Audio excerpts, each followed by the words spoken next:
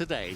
And here is the highlights for Formula One Grand Prix cars 1973 to 1976. Ah, that's the previous one. Apologies. This is Grand Prix cars 1966 to 1972, the highlights program, with Michael Lyons immediately getting off pole position, with Katsu Kubota trying to hold on to second place. Adrian Newey getting away late in the Lotus 49B. Yeah, definitely surprises in this particular event, and lots of very interesting cars in different shapes. Cars have to be push-started. We had the disappointment of Adrian Fernandez, the Mexican IndyCar driver, not being able to start his BRM. Had other cars in the pit lane. That's Tom Hartley Jr. getting away. Adrian Newey putting pressure on the Matra of Mr. John and B. And Adrian Newey in one of the older cars, but Katsu Kubota in the Lotus 72, giving chase to the first two, Michael Lyons and Matthew Wrigley, but it was Katsu Kubota who came through to claim the checkered flag,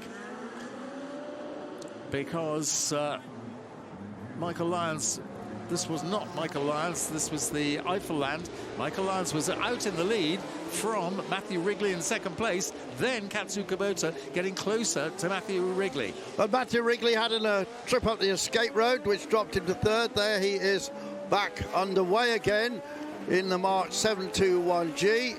Very much a one-off machine from the Bicester factory. But then suddenly, Michael Lyons looks as if he had it all in hand in a car in which he's won here several times before.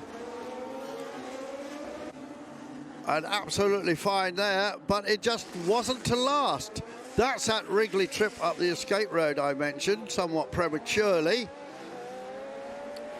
But he was able to turn it around and rejoin the race in third place.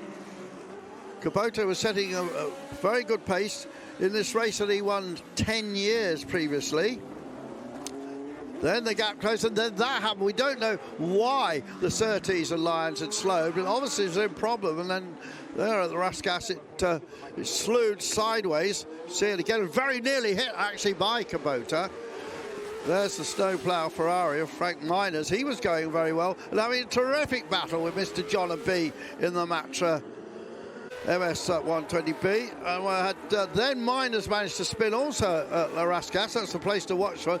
There was Adrian Newey going through and heading certainly through his best ever result in his beautiful period Lotus 49, probably the oldest car in the race.